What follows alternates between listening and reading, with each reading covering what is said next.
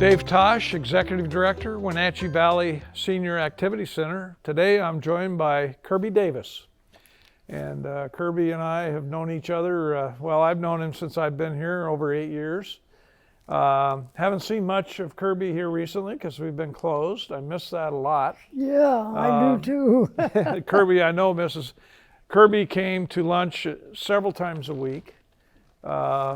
Just about every day that he could, he was here for lunch. That's right. And then on Tuesdays, you stayed for the dances. Yes. Either that or you went home and you came back for the dances, but you were here almost every Tuesday for the dances. Yeah. And we have our senior center singers. Kirby's quite a singer. You know, I've heard him perform here a couple times in the past, and so he participated with the senior center singers for a while. Yeah. So you've been involved in the senior center for how many years would you say? Oh. Well, we've been here since 1992, and maybe you were still pastoring at that point, but. Yes, I was. I don't know when I started coming here. Well, whenever they opened it up, I think. Well, we're back in the 1992 era. Yeah. 93, yeah. And so so as soon as they opened the doors, you were participating in lunch, or what brought you out here? Well, yes. The lunches were $4 a day, and we did that as many days as we could. My wife Bonnie. Yeah. And Bonnie was from Indiana. That's where her home place was, and I met her because her brother and I went to a Bible college out in Illinois together. And when it came Thanksgiving time, Wenatchee was too far away to come and get on the train. Right. I wouldn't hardly get out here, and I'd have to turn around and come back. Right. So he invited me down there, and we got there. Gary France also, he was there too. He came and drove the car down, and when we got into the Indiana there, 250 miles away, it was 4 o'clock in the morning. And we got him in the door, and and went through, and my Bonnie was coming down the stairs from bedrooms upstairs, and that's when I first saw Bonnie, and she saw me, and there was an immediate attraction, I guess, because we started going together. I wrote a letter to Bonnie after the vacation time, Christmas time was over. I wrote it in early January, and boy, I got a letter right back. She wrote one the same day she got it, and so I knew she was attracted to me, and I was to her. And so we went together because she had 4 years of high school to go yet. She wasn't quite 14, but just a few days, she was going to be 14 years old. Well, I was a few days and a month, and I was going to be 18. So we couldn't get married anyhow. So but after she finished high school, and I finished our Bible college, 3 days after I finished my Bible college, she and I got married. Oh, wow.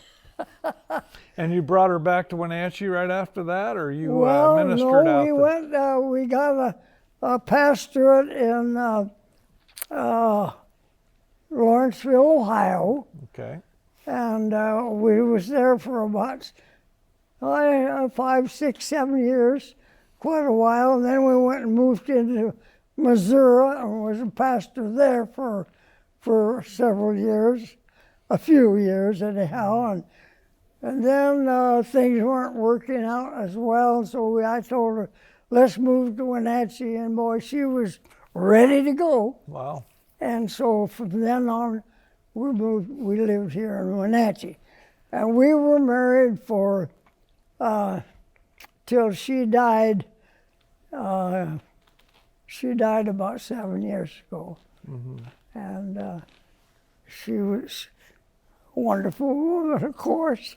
Yeah, I remember Bonnie when I first got here, and you would come to lunch and come to the dances together. Yes. And that went on until she passed away.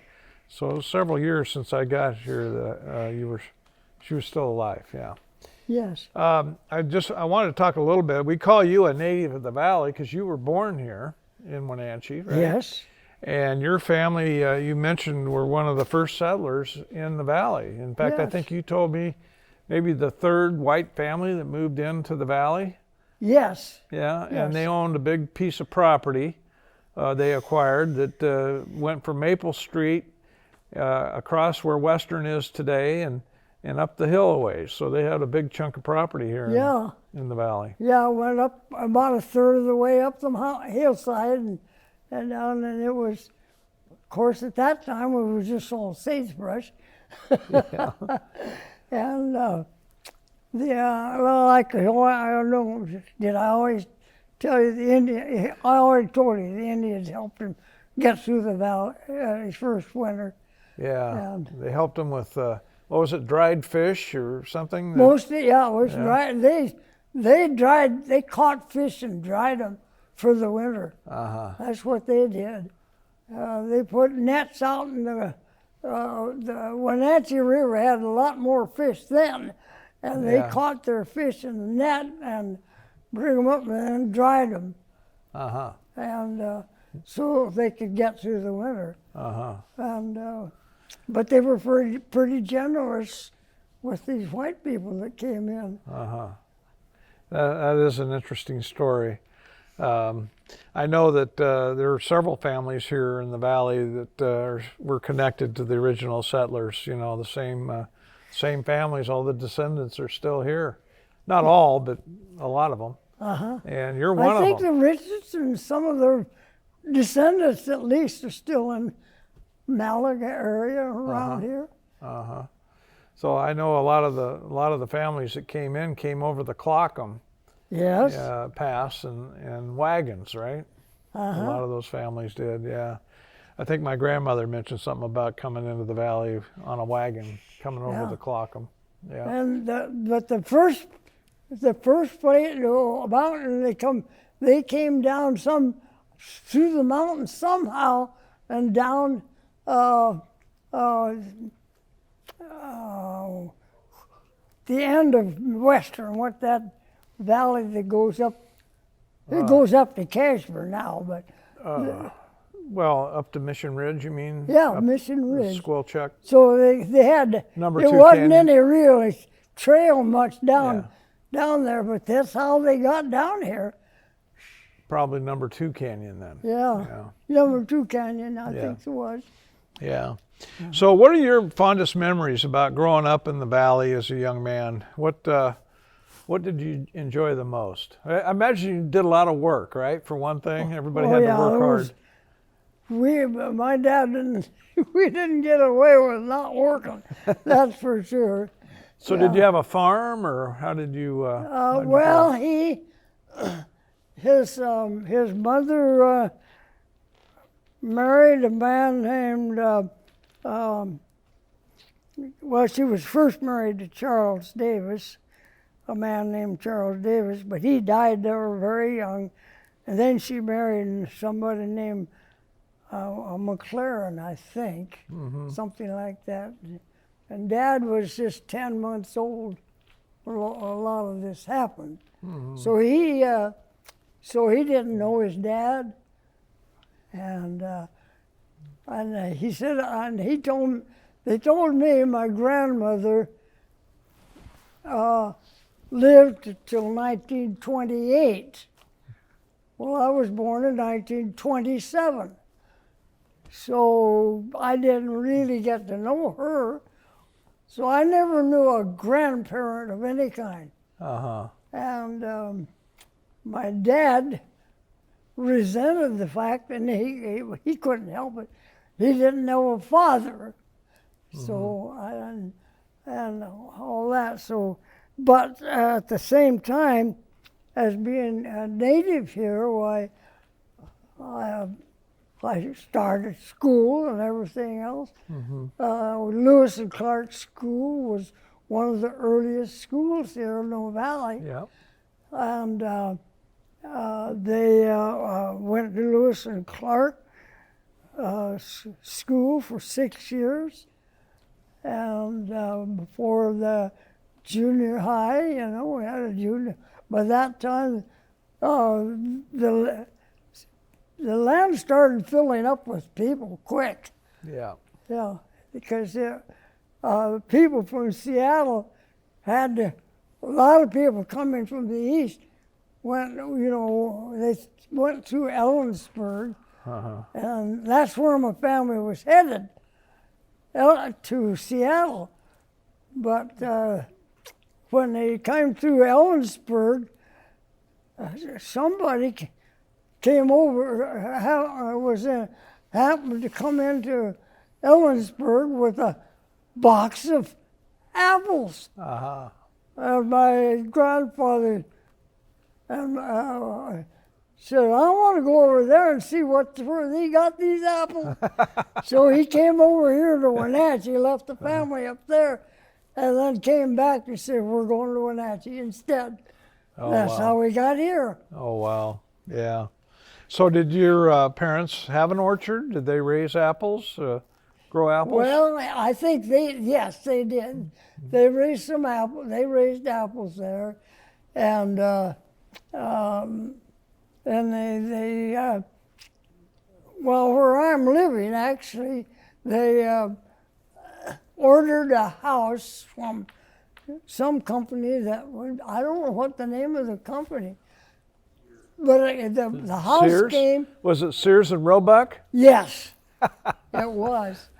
Sears and Roebuck, and it came with all the plans and the lumber, and you had to build it. Wow. And that's what they did, and that two-story house is still there. Oh, wow. Wow, that's an But interesting it story. needs painting. We're gonna have to paint it and take care of it better now. Because I got a granddaughter and her family are living in it now, and a grandson. So Yeah. we're gonna have to do some work on it to keep living, but they're gonna have to do the work. Well, I want to talk a little more about the Senior Center and what attracted you to come out here. Was it just the meal, or was it more than that? Did you enjoy the friendships and the social part? I don't remember when they started the Senior Center. Well, at the current location, we're talking 1993, I believe. Yeah. I don't know. It's just when they started serving meals, my wife and I just decided that we'd go down there. We enjoyed the company of people. Yeah.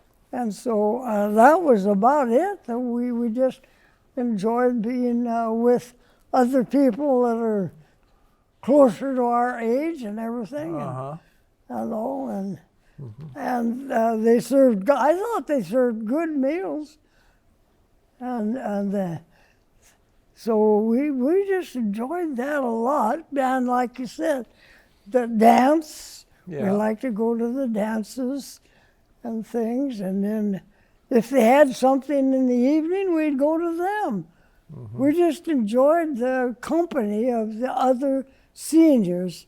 And you lived close by. You weren't. Yeah, you oh don't yeah, live too far we're only a mile away from here. Yeah. Yeah. Yeah, and I know some of you, the rest of your family would come here quite a bit also. Yeah. Your sister came here often. Yeah. So I don't know. I don't know your whole family, but I do know that you used to have a table full of family at times. Yeah. Yeah, we did. I was the third one of four boys. And my folks didn't have any daughters at all. They had 2 daughters that were born before us, but they died earlier. They got I don't know a disease, and those daughters died. They just didn't make it. And but the 4 boys, we seemed to make it. And so my oldest brother died of an accident when he was 55, working in over in plain area up above on the flats up there, of an accident, and my youngest brother married a farm girl that was one of the members of our church, and he bought up land. Whenever he'd look around and get a newspaper, and if anybody was going bankrupt and was going to lose their farm, he bid on it. He bought several farms that way. Oh, wow. Well, so when my brother married his daughter, why he bought a whole 160-acre farm for him. Gave it to him. Wow. Yeah. Down in Royal City. Uh-huh. And that was wonderful too. That was good. But in Wenatchee, I stayed in Wenatchee, and my brother Kyle Davis,